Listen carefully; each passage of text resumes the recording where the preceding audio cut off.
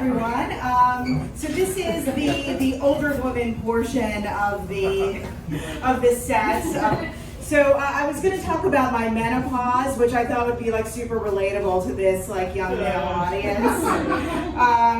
Like every time I see people wearing like sleeves and pants, I'm like, I wish I could do that again. I haven't worn, I'm like hot all the time. I haven't worn pants in 2 years. So it's a good thing I'm still working from home. So is everyone still, am I the only person that's still working from home? I've been working from home now for like, yeah, it's like crazy, right? I'm really sick of it personally. I've started working, asking other people if I can work from their house, which has been kind of good, and some of them I actually know, so that's been really helpful. And so it's been fun. I like going through like their medicine cabinets, seeing which of my guy friends are on Viagra. I've been kind of worried about my parents during the pandemic. They're older, they're 80 and 82. Yeah, and a lot of their, the activities that they've been doing have kind of been shut down. So they've been finding other things to keep themselves busy.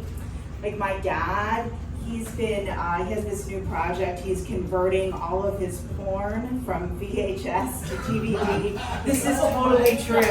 This is totally true. And I have several thoughts about this. Like, as I work for the FCC, so from that standpoint, I'm really glad that he's finally bringing his porn into the technology of the 1990s. It's like, whoa. But I've actually done a little bit of family research, and I found out that this porn conversion thing is sort of a tradition in my family. I've talked to some of my relatives, and I found out that there have been older relatives that converted their porn from Betamax to VHS. And then there was this family lore about how my grandfather, his father, converted his 8mm film porn to Betamax.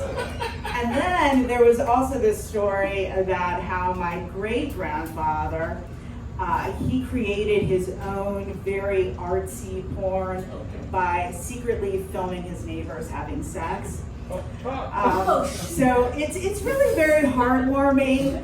Or it's also like totally possible that my dad just doesn't know that there's free porn on the internet. Totally possible. And my mom, I feel like, is kind of losing it a little bit during the pandemic. She keeps complaining about the boyfriend that I had when I was in college 30 years ago. She keeps saying things to me like, Pamela, I really didn't like your boyfriend, Steven. His mother was very hard of hearing and he had terrible eyesight. He's such an asshole. How dare he have a hard of hearing mother? And it's funny because he was not the right guy for me. And this is somebody that I dated him in the 80s. I dated him 30 years ago. But the reason he wasn't the right guy for me is because he preferred cock. He's currently married to a man and he lives in San Francisco. And he's super happy, but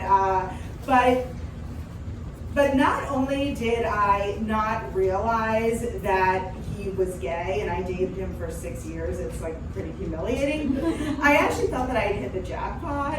I was like, he was so nice, and I was like, oh, this guy's so nice, and he dresses so well, and he loves Broadway show tunes as much as I do.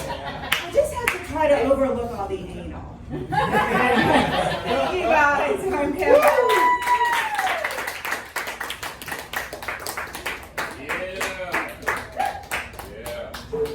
Well done, Pam Arbach, everybody! Your ancestors are lucky to have all that porn, apparently.